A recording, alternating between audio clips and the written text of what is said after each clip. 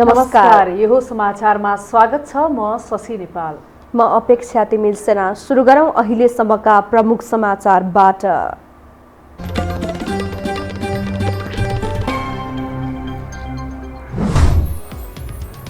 तोकिएकै समयमा चुनाव हुनेमा सरकार ढुक्क, प्रतिपक्ष कांग्रेस पनि उत्साहित। प्रधानमन्त्रीको कदम असफल हुने दाहाल नेपाल पक्षको दाबी।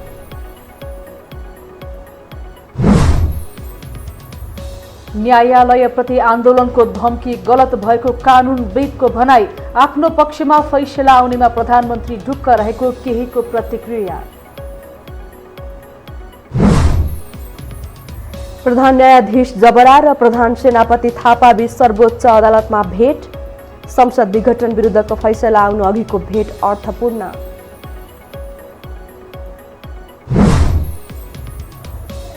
विदेशी पर्यटकलाई निर्वाध नेपाल प्रवेश दिन सरकारसँग व्यवसायीको माग।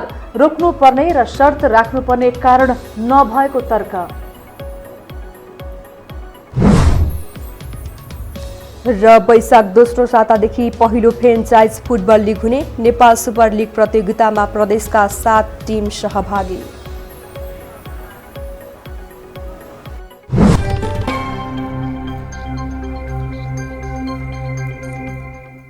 अब समाचार विस्तारमा। प्रधानमन्त्री केपी शर्मा ओलीले संसद पुनर्स्थापना भए राजनीतिको फोहोरी खेल सुरु हुने बताउनु भएको छ। कञ्चनपुरको बेदकोटमा आयोजित कार्यक्रममा प्रधानमन्त्री ओलीले संसद पुनर्स्थापना भए सांसद किनबेच सुरु हुने र विकास निर्माण अवरुद्ध हुने जिकिर गर्नुभएको हो। त्यस्तै उहाँले सर्वोच्चले संसद पुनर्स्थापना गरे आन्दोलन गर्ने भनेर आफूले नभनेको पनि प्रश्न पार्नु भएको छ। प्रधानमन्त्री ओलीले अहिले राष्ट्र निर्माणको आन्दोलन अगाडि बढिरहेको र आन्दोलन पनि जारी रहने पनि बताउनु भयो।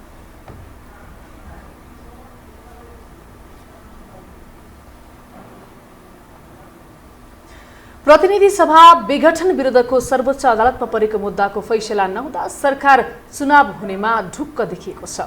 प्रमुख प्रतिपक्षी कांग्रेस पनि चुनावप्रति उत्साहित देखिएको छ। तर नेकपाकै अर्को घटक दाहाल नेपाल पक्ष भने कुनै हालतमा चुनाव नहुने दाबी गरिरहेको छ।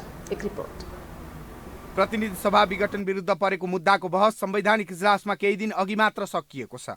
सर्वोच्च अदालतले प्रधानमन्त्रीको कदमलाई सदर गर्ला वा प्रतिनिधि सभा पुनः स्थापना गर्ला चासोको विषय बनेको छ। संसद विघटनले मान्यता पाए मुलुक चुनावी माहौलमा होमिनु पर्नेछ। उप प्रधानमन्त्री ईश्वर पोखरेल पनि प्रतिनिधि सभा निर्वाचन निर्धारित समयमा नै हुने र यसमा आशंका गर्नुपर्ने कुनै कुरा नरहेको दाबी गरिरहेका छन्। पोखरेलले अहिले जसले जे भने पनि सर्वोच्च अदालतको आदेशपछि सबै निर्वाचनमा सहभागी हुने दाबी गर्छन्। निर्वाचन आयोगको कार्यालयसँग सम्बन्धित व्यक्तिहरू हुनुहुन्छ होला, तपाईले सोध्नुहोस्। निर्वाचन आयोगले 77 जिल्लामा निर्वाचनको तयारीको काम गरेको छ। मतदाता नभएले सच्याउने कुरा त तपाईले कतिको भेउ पाउनुभयो, सच्याउनु उही भएन। त्यो निर्वाचन आयोगले पुरै तयारी, अस्ति स्वयं प्रधानमन्त्रीजी निर्वाचन आयोगमा गएर हामी सबैले गएर बुझ्यौँ। निर्वाचन आयोग तयारीमा छ। कांग्रेस नेता प्रकाश शरण महत पनि आफूहरू चुनावका लागि तयार रहेको बताउँछन्। प्रतिनिधि सभा पुनः स्थापना भए पनि ढिलो चाँडो जनतामै जानुपर्ने उनको तर्क छ। ढिलो चाँडो अन्ततोगत जनतामा जानुपर्छ। पुनर्स्थापना नै भए पनि 2.5 वर्ष करिबको समय हामी निर्वाचनमै जानु छ भनेपछि त जनताको नयाँ जनादेश त त्यो महत्त्वपूर्ण कुरो हो। किनभने यो 3 वर्षको सरकार त असफल भइसक्यो। फुटेर सडकमा आइपुगेको दाहाल नेपाल पक्षको नेकपा चुनावको सम्भावना नै नरहेको दाबी गरिरहेको छ। नेता रघुजी पन्त संसद पुनः स्थापना हुनेमा ढुक्क रहेका छन्। मूलतः संसद विघटन असंवैधानिक रूपले भयो। त्यो असंवैधानिक रूपले भएको संसद विघटन सर्वोच्च अदालतको फैसलाद्वारा सचिन सम्भव छ र सर्वोच्च अदालतले हाम्रो जुलुस, केपीजीको जुलुस अथवा कांग्रेसको जुलुस होइन, नेपालको संविधान हेरेर 2072 सालमा संविधान सभाले बनाएको संविधान हेरेर संविधान सम्मत रूपमा फैसला गर्छ र संसद पुनर्स्थापना हुन्छ भन्ने हाम्रो विश्वास हो। पुस 5 गते प्रतिनिधि सभा भङ्ग गरी प्रधानमन्त्री ओलीले चुनाव घोषणा गरेका थिए। अदालतमा विचाराधीन रहँदै प्रधानमन्त्री केपी शर्मा ओलीले निर्वाचन आयोगले पर्याप्त तयारी नगरेको भन्दै असन्तुष्टि जनाइरहेका छन्। मुलुक चुनावमा जाला वा प्रतिनिधि सभा पुनः स्थापना होला भन्ने विषय केही दिन पछिको सर्वोच्च अदालत संवैधानिक इजलासको फैसलाले निर्धारण गर्नेछ। प्रतिनिधि सभा विघटनको मुद्दा सर्वोच्च अदालतमा विचाराधीन अवस्थामा रहेका बेला नेकपाका दुवै समूह दबावको रणनीतिमा लागेका छन्। देशको कार्यकारी प्रमुख अर्थात् प्रधानमन्त्री नै अदालतप्रति धम्कीको भाषा प्रयोग गरेपछि पक्ष विपक्षमा धारणा आइरहेका छन्। कानुन व्यवसायी समेत विभाजित बनेका छन्। एक रिपोर्ट। विचाराधीन मुद्दामा अदालतलाई दबाव नदिन आग्रह गर्दै आएका प्रधानमन्त्री केपी शर्मा ओली अन्ततः आफै धम्कीको भाषा प्रयोग गर्ने अवस्थामा पुगे। प्रतिनिधि सभा विघटन विरुद्धको मुद्दाको बहस सकिएर फैसला प्रक्रियामा अगाडि बढिरहेको बेला प्रधानमन्त्री ओलीले विराटनगरमा पुगेर आफ्नो निर्णय सदन नभए आन्दोलन गर्ने धम्की दिए। देशको कार्यकारी प्रमुखले न्यायालयलाई धम्की दिएको भन्दै राजनीतिक दल, नागरिक समाज र कानुन व्यवसायीले प्रधानमन्त्रीको आलोचना गरे। प्रधानमन्त्री ओली पक्ष नेताहरू भने रक्षात्मक देखिए। पक्ष विपक्षको किचलो कानुन व्यवसायीहरूको छाता सस्ता नेपाल बार एसोसिएसनमा पनि देखियो। बारका महासचिव लीलामणि पौडेल कार्यपालिका प्रमुखले अदालतको फैसला जस्तो आए पनि स्वीकार्छौ भन्नुपर्नेमा आन्दोलन गर्छौ भन्नु गलत भएको टिप्पणी गर्छन्। पार्टीका केही धारणाहरू व्यक्त गर्ने क्रममा, जनमत बनाउने क्रममा आफू पक्ष रहेको कुराको पृष्ठपोषण गर्ने गरेर त्यो बमोजिमको फैसला आउने कुरामा अपेक्षा व्यक्त गर्ने कुरालाई म अन्यथा हो भनेर भन्दिनँ। मुद्दाको पक्ष रहेको व्यक्तिले आफूले गरेका कामहरू यो कारणले चाहिँ जस्टिफाई छन्, संविधान सम्मत छन् भनेर व्याख्या र विश्लेषण गर्नुलाई म स्वाभाविक ठान्छु। भनिन्छ कानुनका 9 सिंह हुन्छन्। कानुन व्यवसायीहरूले पनि त्यही अनुरूप व्याख्या गर्छन्। बारका कोषाध्यक्ष रुद्रप्रसाद पोखरेल प्रधानमन्त्रीले पार्टीको कार्यक्रममा जनमत बनाउने गरी धारणा राख्नु स्वाभाविक भएको जिकिर गर्छन्। प्रतिनिधि सभा पुनर्स्थापना हुने प्रावधान संविधानमा नभएको र आफ्नो निर्णय अनुसार नै फैसला आउनेमा विश्वस्त भएर प्रधानमन्त्रीले धारणा राखेको उनको जिकिर छ। प्रधानमन्त्रीले त्यो नबोलिदिएको भए हुन्थ्यो, किनभने उहाँ कार्यपालिकाको प्रमुख हो, देशको कार्यपालिकाको प्रमुख जस्तो व्यक्तिले अदालतमा मुद्दा र आफै पनि पक्ष पनि हुनुहुन्छ। उहाँले चाहिँ के छ भने अदालतका फैसलाहरू जस्तो आए पनि हामीले स्वीकार्छौँ, मान्छौँ भन्नु पर्थ्यो। त्यो हामी हाम्रो सडकमा जान्छौँ, आन्दोलन गर्छौँ भन्ने कुरा चाहिँ पश्चिम प्रधानमन्त्रीबाट आउने कुरा गलत हो। सर्वोच्च अदालतले प्रतिनिधि सभा विघटन मुद्दाको फैसलाको तयारी गरिरहेको बेला दबावको महसुस गरेर प्रधानमन्त्रीको पछिल्लो अभिव्यक्ति आएको सरोकारवाला बताउँछन्।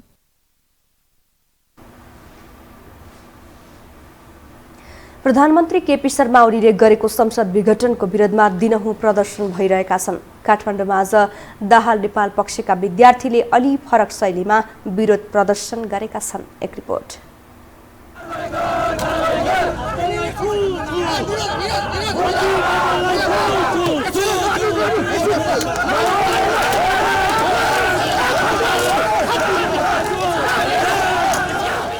यो दृश्य हो काठमाडौँ स्थित दरबारमार्ग क्षेत्रको। प्रधानमन्त्री केपी शर्मा ओलीको कदमको विरोधमा नेकपा दाहाल नेपाल पक्षको अनेरा सभ्युले उनको पुतला बनाएर जुत्ता प्रहार गरेको हो। प्रतिनिधि सभा विघटन गरेर प्रधानमन्त्री ओलीले प्रतिगमनकारी कदम चालेको भन्दै नेकपा दाहाल नेपाल पक्षका विद्यार्थीले यसरी आक्रोश पोखेका हुन्। जुत्ता प्रहार गरेका छौं।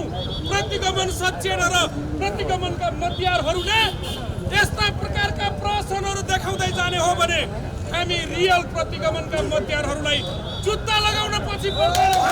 यो देशको प्रधानमन्त्री केपी ओलीले संसद विघटन गरेर प्रतिगमन रोज्नुभयो, प्रतिगमनको मध्ययार बन्नुभयो। त्यसको विरुद्धमा हामी निरन्तर सडकमै छौँ र आज हामीले प्रतिगमनलाई जुत्ता हान्ने कार्यक्रम बनाएका छौँ। प्रतिगमन गर्ने प्रतिगमनकारी र जुन प्रतिगमनको कदमलाई पनि हामीले चाहिँ जुत्ताले हानेर चाहिँ जुन घृणा नेपाली जनताले घृणा व्यक्त गरेका छन् भनेर प्रतिगमनको विरोध स्वरूप नै आज हामीले जुत्ता हान्ने कार्यक्रम गरेका हौँ। नारायण हिटीको अगाडि अहिलेको प्रतिगमनको एउटा डमी बनाएर हामीले जुत्ता प्रहार गर्न पर्छ र यो भन्ने सन्देश दिनका लागि नै हामीले नारायण हिटी रोजेको। प्रधानमन्त्री ओलीले गत पुस 5 गते प्रतिनिधि सभा विघटन गरेपछि अनेरा सभ्यु निरन्तर आन्दोलनमा रहेको छ। विद्यार्थी नेताहरूले प्रधानमन्त्रीको कदम नसचिए अझै कडा आन्दोलन गर्ने चेतावनी दिए। यो हो टेलिभिजनका लागि क्यामेरामा सञ्जय घिमिरेका साथमा लीलामाया ठटाल, काठमाडौँ। प्रधान न्यायाधीश सोलेन्द्र शमशेर जबरा र प्रधान सेनापति पूर्णचन्द्र थापाबीच आज भेटवार्ता भएको छ। प्रधान सेनापति थापा प्रधान न्यायाधीश जबरालाई भेट्न दिउँसो सर्वोच्च अदालत पुग्नु भएको हो। भेटवार्ताका क्रममा के विषयमा छलफल भयो भन्ने चाहिँ खुलाएको छैन। सर्वोच्च अदालतमा प्रतिनिधि सभा विघटनको मुद्दा फैसलाका लागि अन्तिम चरणमा पुगेका बेला प्रधान सेनापति थापा र प्रधान न्यायाधीश जबराको भेटलाई अर्थपूर्ण मानिएको छ।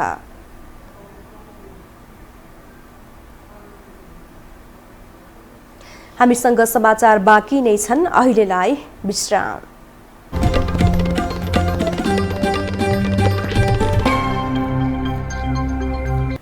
विश्रामपछि स्वागत छ। अब बाँकी समाचार। केही समय अघिसम्म अस्त व्यस्त बनेको काठमाडौँको बसन्तपुर दरबार क्षेत्रलाई व्यवस्थित बनाइएको छ। महानगर, सेना र स्थानीय बासिन्दाको पहलमा अभियान चलाएर यस क्षेत्रलाई मनमोहक बनाइएको हो। एक रिपोर्ट। विश्व सम्पदा सूचीमा परेको सांस्कृतिक, ऐतिहासिक तथा पुरातात्विक काठमाडौँ दरबार क्षेत्र केही समय अघि अस्त व्यस्त देखिन्थ्यो। खुल्ला सवारी आवागमन, अव्यवस्थित पार्किङ, फुटपाथ पसलले विरूप भएको थियो। काठमाडौँ बसन्तपुरका स्थानीय बासिन्दा, काठमाडौँ महानगरपालिका र नेपाली सेनाको सहयोगमा यस क्षेत्रलाई व्यवस्थित बनाइएको छ। सम्पदा संरक्षण अभियानै चलाएर यो क्षेत्रलाई व्यवस्थित बनाइएको हो। एक साताको अभियानले बसन्तपुर क्षेत्र अहिले यो अवस्थामा आइपुगेको हो। विश्व सम्पदा यो क्षेत्र चाहिँ नेपाली सेनाले पनि यहाँको संस्कृति र सम्पदाको चाहिँ जगेर्ना गर्दै आइरहेको छ। त्यो हिसाबमा चाहिँ भित्र चाहिँ हामीले गरिरहेका थियौँ, तर यो बाहिर चाहिँ यो कोभिड पछि चाहिँ खासै यो अलिकति यहाँको व्यवस्थापन सही भइरहेको थिएन। अहिले चाहिँ स्थानीय निकाय अनि यो स्थानीय सुरक्षा निकायहरू, स्थानीयवासीहरू, सङ्घ संस्था क्लबहरू मिलेर अहिले चाहिँ यो ठाउँमा चाहिँ पार्किङहरू व्यवस्थित गर्ने र फुल गमला राखेर चाहिँ यो ठाउँको माहौललाई सुन्दर बनाउने कार्य भइरहेको छ। अहिले यही फागुन 3 गते गुरुज्यूको पल्टन र काठमाडौँ महानगरपालिका र सरोकारवाला सबै निकायलाई एकै ठाउँमा ल्याएर अभियान सुरु गरेको थियो। यो एउटा हरियाली प्राकृतिक र सांस्कृतिक रूपमा चाहिँ अब यो ठाउँको महत्त्वपूर्ण जुन महत्त्व छ होइन त्यसलाई उजागर गर्ने किसिमले हामीले पहिलो फेज भनेको गमलाहरू जुन नेपाली सेनाले रात दिन मेहनत गरेर होइन यो जति सुन्दर देखिया छ रात दिन मेहनत गरेर अहिले यो राखिएको अवस्था हो। र विगतमा हामीले गमला त अब थुप्रै यहाँ महानगरदेखि लिएर सबैले राखेको पनि अवस्था हो, तर संरक्षण हुन सकेको थिएन। नयाँ कुरा सुरु गर्नु भन्दा पनि तपाईँलाई चाहिँ त्यसको निरन्तरता पनि महत्त्वपूर्ण रहेछ।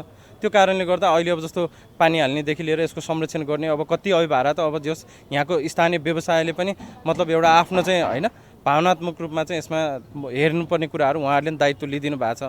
र अब त्यसै गरी काठमाडौँ महानगरपालिकाको त यस क्षेत्रमा हनुमान ढोका दरबार क्षेत्र संरक्षण कार्यक्रम भनेर छ होइन, उहाँहरूको पहलमा पनि मतलब यो कुरा चाहिँ अहिले सुरुवात भएको छ। यो सांस्कृतिक धार्मिक क्षेत्र अति महत्त्वपूर्ण स्थान भएको हुनाले यो ठाउँलाई चाहिँ हामी युवा वर्गहरू मात्र सीमित नभइकन यहाँको स्थानीय अरू पनि सबै स्थानीय क्लब सङ्घ संस्थाहरू भयो। अहिले भर्खर हाम्रो चाहिँ यो साडुल जङ गुल्मा आर्मी नेपाली सेनाको तर्फबाट पनि हामीले सहयोग पाएका छौँ होइन।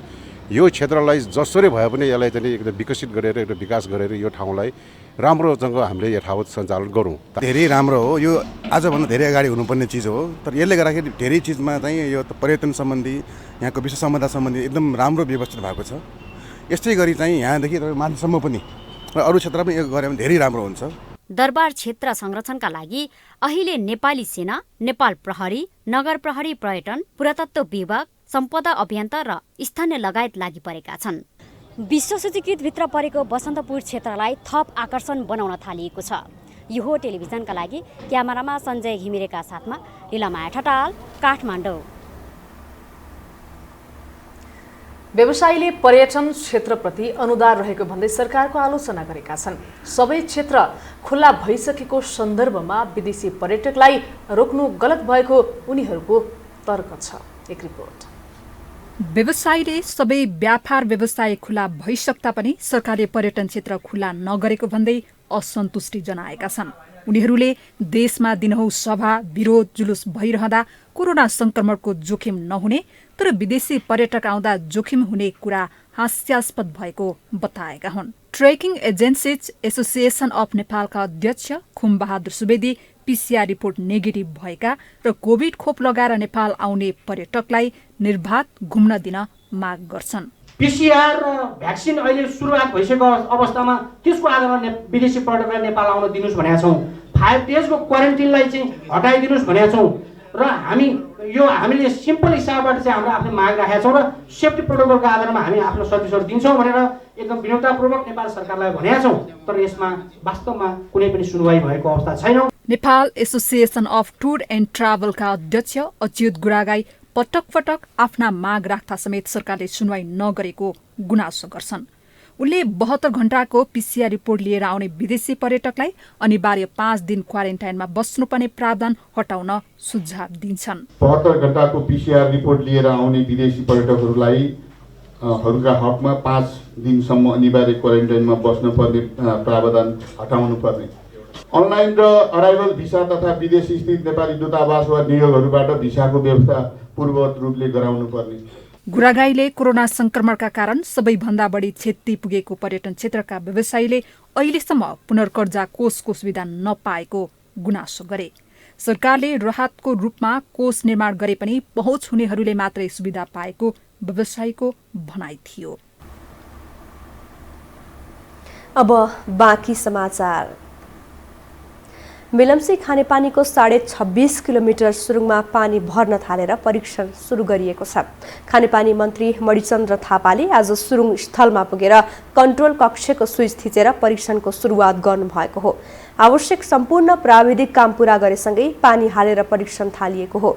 गत असारमै सुरुङमा पानी भरेर परीक्षण गरिएको भए पनि अम्बाथानको अडिटको मुख्य गेट नम्बर 9 नम्बर 170 फुटेर निस्केको पानीले आयोजनाका एक इन्जिनियर र चालकलाई बगाएको थियो। त्यसपछि आयोजनाले संरचनाको पुनः जाँच गरेको थियो। विगतको जस्तो दुर्घटना नहोस् भन्नका लागि आयोजनाले यसपालि विशेष सतर्कता अपनाइएको मेलम्ची खानेपानी विकास समितिले जनाएको छ। नेपालमा पछिल्लो 24 घण्टामा 125 कोरोना संक्रमित थपिएका छन्। स्वास्थ्य तथा जनसङ्ख्या मन्त्रालयका अनुसार देशभरका प्रयोगशालामा गरिएको परीक्षणमा 125 जनामा संक्रमण पुष्टि भएको हो। यस्तै थप 90 जना कोरोना संक्रमण मुक्त भएका छन्। हालसम्म 2,69,966 जना कोरोनाबाट मुक्त भएका छन्। अहिलेसम्म नेपालमा कोरोनाबाट ज्यान गुमाउनेको संख्या 2061 पुगेको छ। हाल सक्रिय संक्रमितको संख्या 1529 रहेको छ।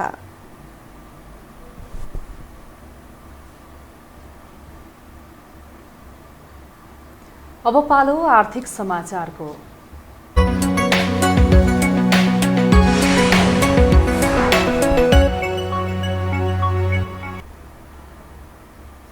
सुधार उन्मुख रहेको बजारमा आज दोहोरो अङ्कको गिरावट देखिए पनि लगानीकर्ताको उत्साह भने कायमै छ। प्राथमिक बजारमा क्रियाशील भएका लगानीकर्ता दोस्रो बजारमा समेत प्रवेश गरेका छन्। इन्फ्रास्ट्रक्चर बैंकको साधारण शेयर नेप्सेमा सूचीकृत भएसँगै दोस्रो बजारमा उत्साह देखिएको हो। एक रिपोर्ट। इन्फ्रास्ट्रक्चर बैंकको साधारण शेयर खुल्नु अघि आइपिओ बजारमा निकै ठूलो उत्साह देखियो। निफ्राको शेयर भर्ने अन्तिम साता औसत दैनिक 25,000 का दरले नयाँ डिम्याट खाता खुलेको सिडिएसएन क्लियरिङ लिमिटेडको तथ्याङ्क छ। यो आइपिओका लागि इतिहासमै पहिलो पटक 15 लाख भन्दा धेरै आवेदकले आवेदन गरे। 27 वर्षको कारोबार इतिहास भएको नेपाल स्टक एक्सचेन्ज नेप्सेमा 15 दिन अघिसम्म कारोबार गर्नेको संख्या मुस्किलले 4.5 लाख मात्रै थियो। त्यसमध्ये 3,06,000ले अनलाइन कारोबारका लागि युजरनेम र पासवर्ड लिएका थिए। पछिल्लो 15 दिनमा मात्रै करिब 1.25 लाख नयाँ खाता खुलेका छन्। ब्रोकरलाई समेत पछिल्लो समय खाता खोल्नै भ्याइ नभ्याइ छ। स्टक ब्रोकर एसोसिएसन अफ नेपालका अध्यक्ष सन्तोष मैनाली अहिले एउटा ब्रोकरबाट औसत 200 जनाले नयाँ खाता खोल्ने गरेको बताउँछन्। बजारमा ठूला र आकर्षक शेयर प्रवेश गरेको कारण यस्तो उत्साह देखिएको उनको भनाइ छ। बजार कुनै दिन दुर्घटनामा पर्यो भने अब कसैले पनि थाम्न सक्ने स्थितिमा छैन। कारोबारको आकार एकदमै ठूलो भइसक्यो। हिजोको दिनमा दैनिक 30, 40, 50 करोड हुँदाखेरि त्यहाँ थाम्न सकिने स्थिति हुन्थ्यो होला, हैन? तर आजको दिनमा त्यो छैन। पछिल्लो समय निफ्रा पहिलो बजारमा मात्र नभएर दोस्रो बजारमा समेत सर्वसाधारणको ध्यान तान्न सफल भएको सरकारवालाहरू बताउँछन्। नेपाल उद्योग वाणिज्य महासङ्घको पुँजी बजार फोरमका सभापति अम्बिका प्रसाद पौडेल यो शेयर बजारमा नयाँ लगानीकर्ता प्रवेशका लागि कोसे ढुङ्गा साबित हुन सक्ने सम्भावना रहेको दावी गर्छन्। पुँजी बजारको दीर्घकालीन सुधारका लागि यो यस्तो प्रवेश फलदायी हुने समेत उनको भनाइ छ। बचत र मुद्दतीको ब्याज क्रमशः घटिरहेको अवस्थामा त्यति नै प्रतिफल पुँजी बजारले दिएको हुनाले बचतकर्ताहरू पनि पुँजी बजारप्रति आकर्षित भएको छ। एकातिर आएर ऋण लिने व्यक्तिको कस्ट घटेको छ, बचतकर्ताले बचतमा पैसा नराखी पुँजी बजारमा पैसा राखेको अवस्था छ। दोस्रो बजारको परिसूचक र कारोबार रकम यति बेला दिन प्रतिदिन बढ्दै गएको छ। कुनै समयमा 30 करोड पनि कारोबार हुन मुस्किल हुने बजारमा यति बेला 10 करोड रुपियाँ बढीको कारोबार हुन थालिसकेको छ। केही हजारको संख्यामा हुने कारोबार अहिले दैनिक 1 लाखको हाराहारीमा पुगिसकेको छ।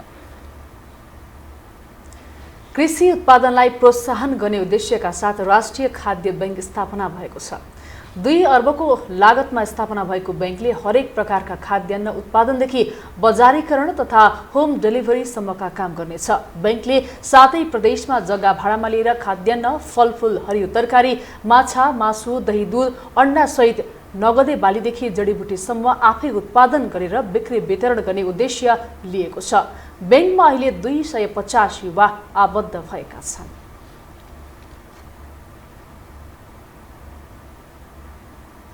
हामीसँग अन्तर्राष्ट्रिय र खेल समाचार बाँकी नै छन्। अहिलेलाई विश्राम।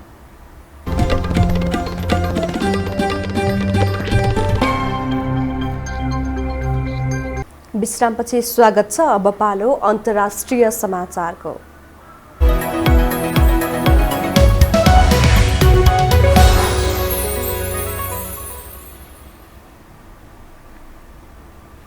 विश्वलाई नै आक्रान्त पारेको कोभिड-19 संक्रमणले छिमेकी देश भारतमा ठूलो क्षति पुर्यायो। त्यहाँ फेरि महामारीको संकेत देखिएपछि कतिपय राज्यमा स्वास्थ्य मापदण्डमा कडाई गरिएको छ। एक रिपोर्ट। कोरोना विरुद्धको खोप अभियान अन्तर्गत गत शनिबारसम्म विश्वभर 20 करोड मात्रा खोप लगाइसकिएको छ। अधिकांश खोप भारतको सेरम इन्स्टिच्युटले उत्पादन गरेका हुन्। भारतले कतिपय देशलाई करोडौं डोज खोप सित्तैमा सहयोग गरे भने अहिले बिक्री पनि गरिरहेको छ। तर भारतमै कोरोना संक्रमण नियन्त्रणमा आउन सकेको छैन। पछिल्लो समय संक्रमण नियन्त्रण उन्मुख भए पनि पुनः खतराको संकेत देखिएको छ, जसले गर्दा भारतको महाराष्ट्र सरकारले सबै प्रकारका राजनीतिक, धार्मिक र सामाजिक कार्यक्रममा भेला हुन रोक लगाएको छ। भारतको महाराष्ट्र कोरोना भाइरस संक्रमणबाट सबैभन्दा बढी प्रभावित हुने राज्यमध्ये एक हो। महाराष्ट्रमा कोरोना संक्रमण बढ्दै गएपछि अमरावती र अकोला जिल्लामा 1 हप्ताका लागि लकडाउन नै गर्ने योजना छ। महाराष्ट्रमा कोरोना संक्रमण बढ्दै गएपछि अमरावती र अकोला जिल्लामा 1 हप्ताका लागि लकडाउन नै गर्ने योजना छ। लकडाउन 1 मार्चदेखि लागू हुने बताइएको छ। त्यसैगरी संक्रमण बढ्दै गएपछि पुणेमा रात्रिकालीन कर्फ्यू लगाइएको छ। भारतका 91 जिल्लामा कोरोना भाइरस संक्रमणको दर बढ्दै गएको छ। तीमध्ये 34 जिल्ला महाराष्ट्रका र 16 जिल्ला कर्नाटकका छन्। यसैगरी हरियाणा, पञ्जाब, छत्तीसगढ, गुजरात र बिहारका 4 जिल्ला तथा केरलाका 2 जिल्लामा पनि कोरोना संक्रमणको दर बढेको पाइएको छ। यी जिल्लाहरूमा दिनहुँ कोरोना संक्रमणबाट मुक्त हुनेहरूको संख्या भन्दा नयाँ संक्रमितको संख्या धेरै देखिएको छ। बढ्दो संक्रमणका कारण भारत एकपटक फेरि कोरोनाको एक्टिभ केस भएका विश्वका देशहरूको सूचीमा 15औं स्थानमा पुगेको छ। भारतको केन्द्र सरकारले कोरोना संक्रमण दिनहुँ बढ्दै गएका राज्यहरूलाई कडा निगरानी, परीक्षण र कोरोना खोपमा ध्यान केन्द्रित गर्न निर्देशन दिएको छ।